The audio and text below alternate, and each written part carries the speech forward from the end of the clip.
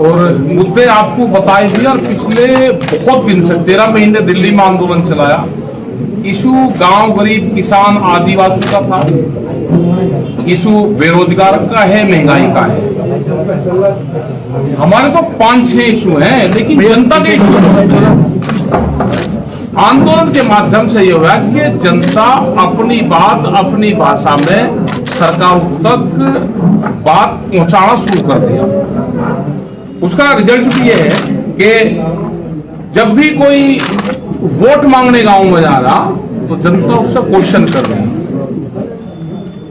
किसान आंदोलन से एक बड़ी चीज हुई है कि जनता हिसाब किताब मांगने लगी। पॉलिटिकल पार्टियों के मैनिफेस्टो में किसान शब्द जुड़ गया। अब का बहुत पॉलिटिकल पार्टी है, ज्यादातर में किसान एजेंडे को प्राथमिकता दी है, उसमें रखा अपने एजेंडे में। तो ये भी एक बड़ी चीज है। हमने जनता से यह अपील कर रहे भाई सवाल जवाब करो उनसे, विकास के नाम पे, हॉस्पिटल के नाम पे, बंद हुए बच्चों के स्कूल के नाम पे, फसलों को खाते हुए जो सरकारी पशु छूटे हुए हैं उनके नाम पे, जो बेरोजगार युवा हो रहे हैं वो भी अपनी बात रखते हैं जब गांव में जाते हैं। बहुत बुरी स्थिति पूरे देश भर की है। ये पूर्ण रूप से 4-5 शब्द हैं इनके पास में, उनको ये चुनाव के टाइम पे निकाल के जाते हैं, ऐसे बंद कर देते हैं, फिर उसमें पुताई करेंगे, पुराना मॉडल जाएंगे निकाल के। हिंदू मुस्लिम जिन्ना, ये 3 शब्द पेटेंट है। एक पाकिस्तान है 4, एक आध और आ जाता है उनके साथ में लगते हैं मेहमानगिरी। हिजाब तो लेटेस्ट 6 दिन का है, ये नहीं था पहले, ये तो अभी आया। जब वे नहीं चले तो एक शब्द आया 5वां, इसको चला के देखते हैं ये चल जाए। लेकिन जहां से इसकी शुरुआत करते थे वहां पे जनता ने नकार दिया, तो उन्होंने कर्नाटक में जाकर शुरू कर दिया। जनता इस पे जाएगी नहीं। इन्होंने हिजाब की बात करी, जनता ने हिसाब की बात करी, भाई बैंकों का हिसाब दे दो। और अभी भी जनता से अपील है कि सरकारों से, अधिकारियों से क्वेश्चन करना सीख लो, आंदोलन में हिस्सा लेना सीख लो, नहीं तो ज्यादा बुरी स्थिति होगी। बहुत से और कानून ये लेकर आएंगे। दूध की एक पॉलिसी लेकर आ रहे थे, बीच में ये चुनाव आ गया, कुछ आंदोलन चल रहा था। बिजली अमेंडमेंट बिल का है कि जिसके पास में 2 पशु होंगे कॉमर्शियल कनेक्शन लेना पड़ेगा, इस तरह की पॉलिसी है। तो ये बहुत से पॉलिसी लेकर आना चाहते हैं। सीड बिल है, वो भी हाउस में रखे हुए, कभी भी लेकर आ सकते हैं, क्योंकि बहुत से कानून ये जो इलेक्शन है इससे रुक गए हैं। अगर आंदोलन कमजोर होगा तो लेकर आएंगे। तो सब लोग सतर्क रहे, अपनी बातचीत जरूर करें, यह हमारी जनता से अपील है। आपके जो भी क्वेश्चन हो। पहले चरण के जो चुनाव हुए उसमें प्रफुल्लित है, कह रहे हैं कि हमने इसको बाजी मार दी, किसानों ने भाग के वोट दिया। देखो, एक जाति को पिछले 1 महीने से टारगेट कर रखा है, ये तोड़ फोड़ का काम करते हैं। ऐसे इन्होंने बिहार में तोड़ फोड़ कर एक परिवार पूरा तोड़ा, यहाँ पे भी उन्होंने तोड़ फोड़ कर इमरान सिंह का परिवार तोड़ दिया, वहां चौटाला का परिवार तोड़ दिया। पंजाब में ये तोड़ फोड़ करते हैं, वहां पे खालिस्तानी उसकी बात करते हैं। ये जैसे गुजरात में जाते हैं तो पटेल नॉन पटेल की बात करें, महाराष्ट्र में चले जाए तो मराठा नॉन मराठा की बात करते हैं, यहाँ पे हिंदू मुस्लिम की बात करेंगे, राजस्थान में एक जाति पर 35 की बात करेंगे। ये तो तोड़ फोड़ करने वाले लोग हैं ये, और ना एक जाति देश में कोई भी किसान है। दूसरी जगह चुनाव हो रहा है, अभी ये महीना मतदान हो चुका था, तो आपको लगता है मतदान तो भाई होगा, मतदान तो हम भी कर रहे हैं। मतदान से क्या होता है, देखो इनसे जनता नाराज है,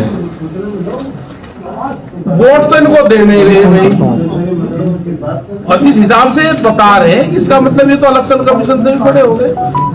अरे जो तू चाहोगी भाई गिनती में कर लियो, लेकिन अगर जिला पंचायत की तरह होंगे तो उस तरह का लोकतंत्र देश में नहीं चाहिए। सबने देखा मैं चिल्ला हमने किसानों के लिए बहुत कुछ किया, उनके बैंक क्या कराना है।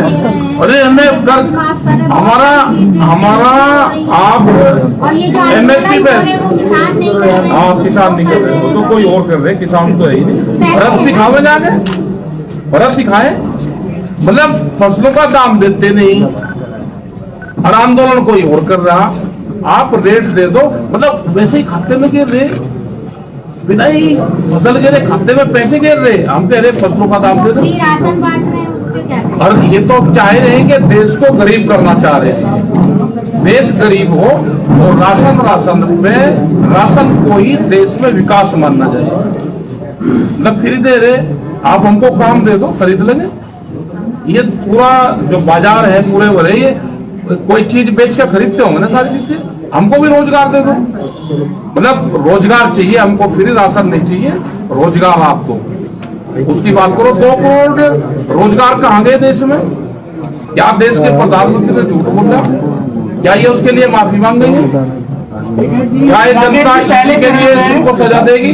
आपके तो बराबर में राकेश योगेंद्र जी हैं, बड़े एनालिस्ट हैं, इन्होंने क्या बताया है पहले चरण में कितनी सीटें आ रही हैं? क्या पता, हम सीटों की बात अरे करते तो हैं। आप तो इतना बड़ा आंदोलन किया ना बिना भाग तो देखो, हम तो लगा नॉन पॉलिटिकल आदमी है, हम सिर्फ नहीं गिनते। नॉन पॉलिटिकल आदमी भी आप अपील कर रहे हैं कि भाजपा को हराओ, तो कितनी सीटें? तो हमने नहीं कहा, हमने तो ये कहा कि सजा दो। इन्होंने 2 करोड़ नौकरी की बात करी थी ना, सजा दो भाई, नौकरी नहीं दी। हम तो ये कह रहे, हम नहीं किसी को हराने जिताने की बात करते। किसान ने तो मैदान बनाया, हार जीतने के बाद जो इलेक्शन लड़ेगा वही वो करेगा। हम किसी को जिताने हराने आए? देखो हमने तो ये कहा कि भाई योगी जी जीतने चाहिए, विपक्ष मजबूत चाह देश में। हमने तो कहा ये प्रदेश में विपक्ष मजबूत चाहिए, भाई जीतने चाहिए वहां से।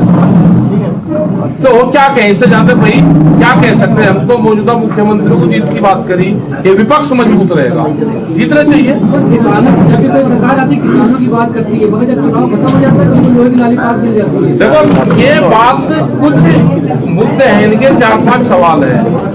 ये चुनाव से 2.5 महीने पहले निकालते हैं, उसमें पुताई करेंगे, वे समझाते हैं जनता को। 5 साल इन्होंने क्या करा उस पर बात करनी चाहिए।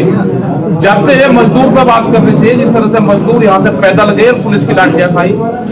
खेतों में कोरोना काल में किसान ने लाठी खाई, पूरा वेजिटेबल्स का, दूध का किसान, सब बहुत सारा किसान बर्बाद हुआ।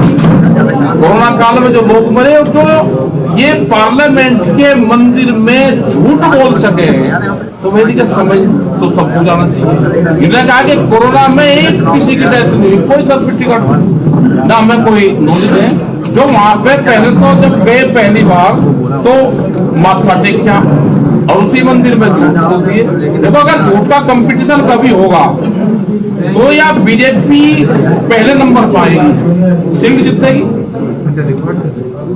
सवाल हमारा ये है कि बिहार जब चुनाव हुए थे, बिहार में ओवैसी साहब ने 20 उतारे थे, 5 सीटें जीती। विपक्ष के चुनाव के चलते ही बिहार में नीतीश कुमार की सरकार बनी। उत्तर प्रदेश में भी इस बार देखा जा रहा है कि विपक्ष के टकराव का फायदा बीजेपी को मिलेगा। अरे हम क्या विपक्ष को इकट्ठा कर रहे हैं? हम क्या विपक्ष को किसको इकट्ठा कर रहे हैं? हम तो कह रहे हैं कि किसी की भी सरकार बने जो कहे किसान को, गांव को, गरीब को, आदिवासी को, देश के नौजवान को ध्यान में रख के सरकार किसी की भी बने। हम तो मूवमेंट के आंदोलन के लोग हैं, देश में आंदोलन और आंदोलनकारी खत्म नहीं होना चाहिए। हम तो विपक्ष को इकट्ठा करने आ रहे हैं।